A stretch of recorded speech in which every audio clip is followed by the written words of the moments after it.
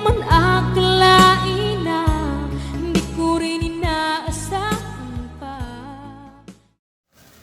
Narito tayo ngayon upang matunghayan ang nagiinit, nagbabaga at talaga namang usap-usapan at nagtitrending na latest issue ni Ate Erica. Sa pagpapatuloy ng ating istorya ay inihahambing na nga ni Kalingap Val Santos Matubang ang ganda ni Ate Erica sa ganda ni Ate Viancy na bago ng ka-love team ni Kalingap Edu. Sabi nga ni Kalingap Val ay hindi naman daw talaga masama maghambing dahil nasa sa isang pamilya lang naman daw sila at gusto nga ito gawin ni Kalingap Val dahil gusto niya lang naman malaman kung sino talaga ang mas loyal sa dalawa at ang tunay na maganda. Mga Kalingap, ngayon po yati pong titingnan at bubuksan natin itong ating thumbnail ngunyan. Viancy and Erica. Huwag niyong isipin po na ako ay nandito sa live para apakan yung isa. Hindi ganon ang ating pakay. O kaya ay siraan yung isa. Hindi ganon po. Hindi po masama na ihambing. Pagdating po sa loyalty sa Kalingap, kung sino sila, hindi masamang ihambing yon. It's normal. Kaya sa mga anak ninyo, may anak kayo, minsan may pagkakataon po na inihahambing ninyo sa kwentuhan, sa kapitbahay ninyo. Alam mo, Mari, yung isa kong kapatid na bunso, grabe, ang sisipag, laging may pera ako. Pag dumating sa bahay, nagbibigay. Yung panganay, Diyos ko po, wala man lang. Normal yon sapagkat we are one family. Kalingap. Subalit, mga kaibigan, i-check loyalty ko lang po, i-check lang natin kung talagang sino talaga ang talagang tunay na maganda. Ha? Kasi mayroong maganda at mayroong fake ha? Peking maganda. Ha? Ang tawag natin dyan mga Kalingap, may itsura lang. Ako po, mga Kalingap, hindi ako gwapo. Val Santos Matubang, gwapo mo, hindi po mali po yon. Ako po ay mayroon lang itsura. Itsura, may kahawig. Kuya, may kahawig ka, yung artista. Sino yon? O yung kahawig mo yon. Kaya ako po may itsura. May kaitsura laang. Yung tunay po, yung legit, yung gwapo talaga. Ako po ay may itsura laang. Si Kalingap Prab, yun ang gwapo. Yun ang tunay. Diba? O may nagtatanong dito, Kuya Bal, si Ruel ba ay gwapo? Nung nasa malalagyan, pangit man yan. Diba? Payat baga si Ruel noon, nung nagpadait, gumwapo. Ibig sabihin po, nasa dait ang mga gwapong ngunya. Dito nga ay pinaliwanag ni Kalingap Val kung ano ang ibig sabihin ng totoong maganda at kung ano ang diferensya nito sa mga babae na maitsura lang. Sinabi niya nga na ang mga babae daw na maitsura lang ay ibig sabihin kumukupas ang ganda. Kung baga sila ay nakadepende sa mga make-up o mga pampaganda lamang. Kuya Bal, si Ruel ba ay gwapo?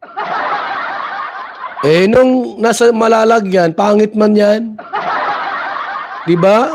Payat baga si Ruel noon, nung nagpadait, gumwapo. Ibig sabihin po, nasa dait ang mga gwapong ngunyan. Gusto mong gumwapo? Magpadait kayo. Sigurado gwagwapo ka dito. Ito, nagkukumpara din po, Kuya, sino ang mas gwapo? Si Derek Nuelsa o si Birador? Ay, alam na natin kung sinong gwapo sa dalawa. Si Birador, maitsura. Pero ang gwapo po, si Derek Nuelsa. Alam po natin yan ng lahat. Ito po mga Kalingap, mga kaibigan, bago natin umpisahan yung talakay ngayong umaga po, makinig muna tayo. Ito muna tayo mga kaibigan. Sa live natin ito, pag-uusapan natin ang kaibahan ng maganda at may itsura. Ayan ha. Sa live na ito, pag-uusapan natin ang maganda at may itsura. Katulad ni Erica na may itsura lang, Ops! Katulad ni Erika na may itsura lang. na di katulad ni Beyonce na tunay na maganda. Wow! Si Beyonce po ay tunay na maganda. Si Erika pala ay may itsura lang. Ang may itsura lang ay pwedeng kumupas at maglaho. Yan. Kapag ikaw po ay may itsura lang, ano po, pwedeng maglaho at kumupas. Bakit po mga kalingap? Kasi po ang may itsura, pilit nagpapaganda. Halimbawa, bibili po ng ganito. Yung mga, ang tawag dyan, mga makeup, lipstick, eyebrow, tapos kung ang pilik mata mo ay maikli, pahabain mo tulad ni Catherine. Sabi ko, Catherine, abay, di ba sabi ko mag-swimming tayo? O, lahat nag-swimming na bagaw, lahat nag-swimming na. Ba't ikaw? Alam mo sagot sa akin? Ay, kuya ba, baka yung pilik mata ko'y lumangoy? Baka raw po yung kanyang pilik mata lumangoy? Ay, bakit po? Sapagkat nagpapaganda. Tulad ni Erika po, pilit nagpapaganda. Dito nga ay sinabi ni Kalingap Val na talagang isa daw sa mga factor kung bakit maganda daw si Ate Erica ay dahil may makeup daw ito. Hindi katulad ni Ate Viancy na kahit talagang tanggalin ang makeup o kahit tanggalin daw ang pintura sa mukha ay tunay na maganda pa rin at walang nababago sa mukha. Ito daw ang talagang may tuturing na tunay na maganda.